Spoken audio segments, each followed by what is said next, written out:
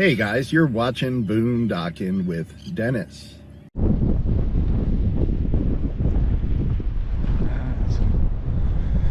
That's Boondocking with Dennis. That's a.k.a. I have a little bit of color in the sky this morning. Good morning. Sunrise.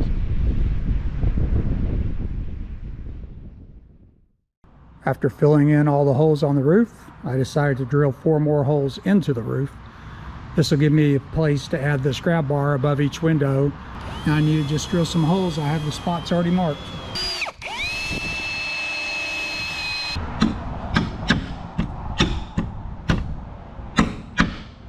Okay, there we go. We'll check it out from the ground and see what it looks like.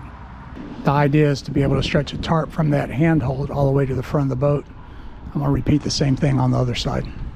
I found these cool stainless 5/16 inch eye nuts, and that's what I'm going to use on the inside, and to fill the holes with 3M 4200 so they don't leak.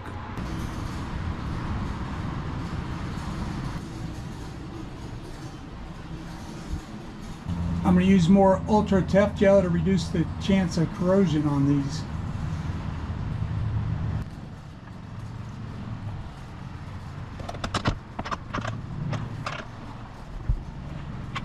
Hey, the handrail looks pretty good.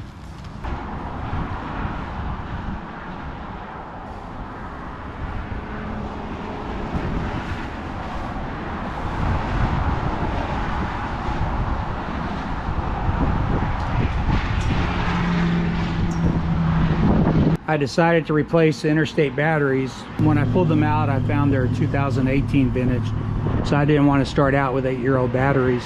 These were rated at 750 marine cranking amps. So I looked at other batteries and found these at Sam's Club, also rated 750 marine cranking amps.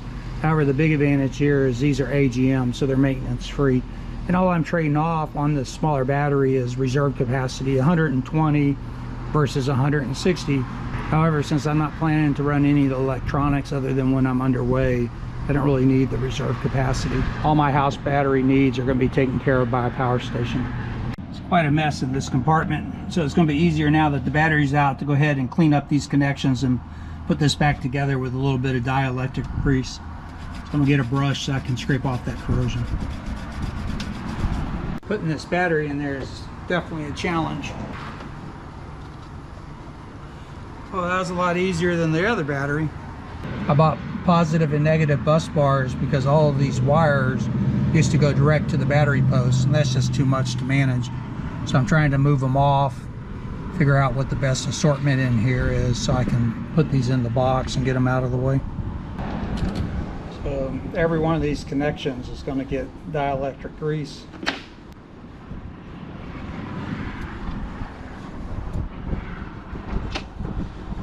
This next post is blank. That's what's going to go to the DC to DC converter on the other side. However, I was waiting for a 10 AWG inline fuse.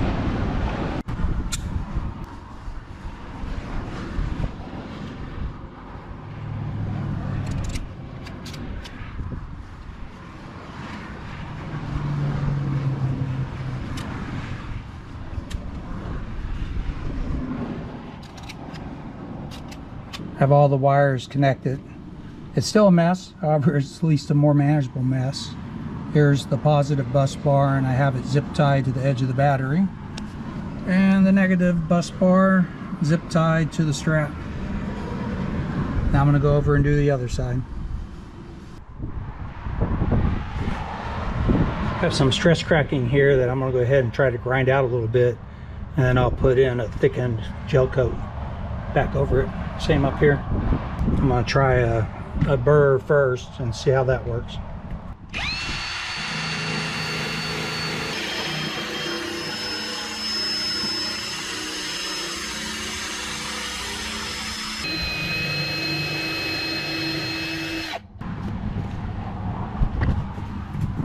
And I have some repairs here in the back. That'll be the same way. So I'll go ahead and follow those cracks a little bit. Not going to do that on camera. These holes were plugged in the back with some sort of sealant. However, I'm going to put epoxy in there because I'm more comfortable that that'll be a watertight bond. Gets equal parts resin and hardener. and make sure everything gets mixed up. It's a very short duration to work with this. Whoa, wind got me good. Good thing I taped it, so I'm making a mess. I should have videoed this side instead of the other one. It was much cleaner. However, to block the wind, there was no place to put the camera. It's time for the white gel coat repair. My boat's not quite white, so I added just a small drop of this yellow to go off tint. I'll add the catalyst in a second. For the parts that are a little bit deeper and need to stick to the wall, I'll add Cabasil, which is fumed silica, and some 1/4 inch chopped strand fiberglass. Time to do the touch up on this white gel coat. Looks like the color's off a little bit. I'll work on that on the second coat.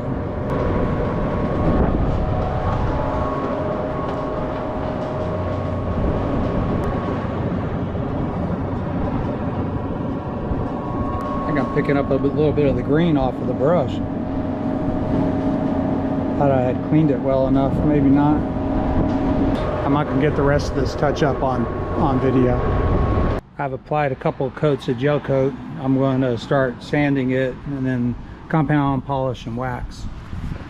And we can see up on the roof, just one more example.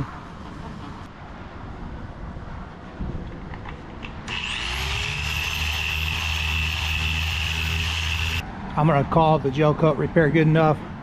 It's kind of like a 5-foot job. From 5 foot, it looks fine. Color's off. However, it's waterproof, and that's the main thing. And this is the part where I had to do all the grinding. And it's pretty smooth, so I'm gonna call that a success.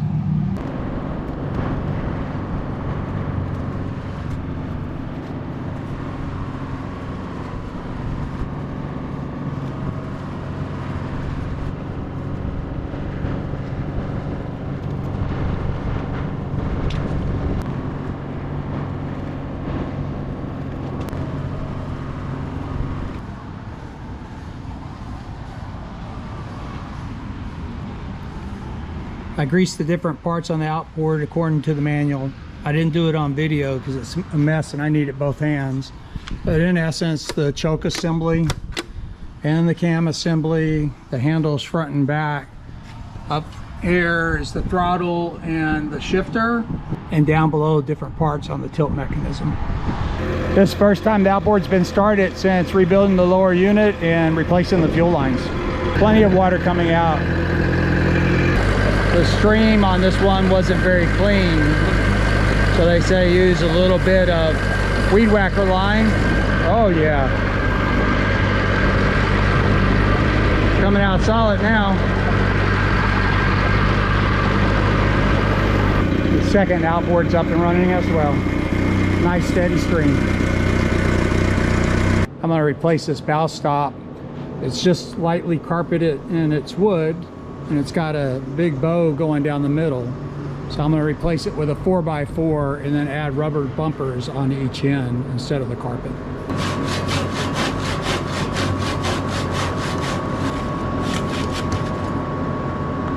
This part's going to be a lot less fun. I have to cut it on the diagonal for a foot.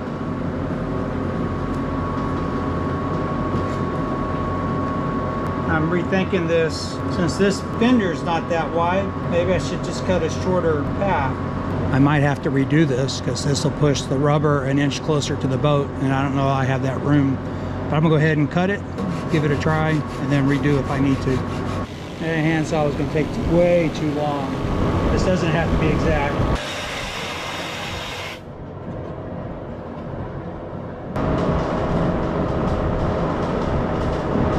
I went to Lowe's and picked up some giant lag screws, and I marked my holes where I need a drill, and I marked my drill bit so I don't go past the required depth and drill out the other side.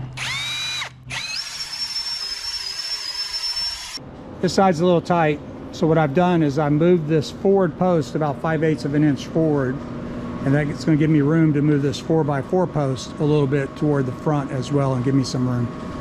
It's time to bolt the 4x4 to the crossbar. And yes, it's got fasteners. I'm using Tef gel on it. Okay, rinse and repeat. Time to attach the rubbers. The washers are in place and I have the large lag screws. If I can get it lined up. the sides in place as well. I'm hoping a full 4x4 is going to work better than that cant strip. Cant strip is basically a 4x4 cut on the diagonal. I guess they're used in the roofing industry up north. All right, with a full 4x4 and this extra bolt hole that I put in here, I believe it'll reduce the amount of bending that the other board saw. And hopefully the idea of this rubber strip is to provide a little bit of compression. You can see this is where all the repair work had to be done on this hole. It's adjacent to where that strip was. So I think it was just getting crushed on the wood covered by carpet. Now I'm going to pull the boat out and give it a wash.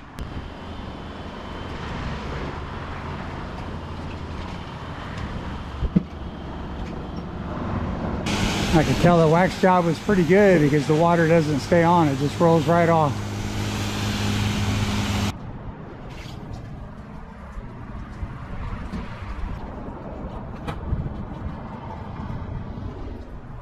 She's looking good and I'm pleased with the results. I rebuilt both lower units and did regular maintenance on the outboards. I did a lot of sanding, compounding, polishing, and waxing of the hull in the cabin. I did some improvements inside, such as a max air fan and redoing the berth. Added all new electronics, so a multi-function device, radar, sonar, and new radio. Added a couple of DC to DC converters to charge a power station from the outboards. I added Starlink, so I'll have internet while underway and at anchor and in harbors. And I rebuilt the bow stop on the trailer. What do you think, Stella? Should I launch it this weekend?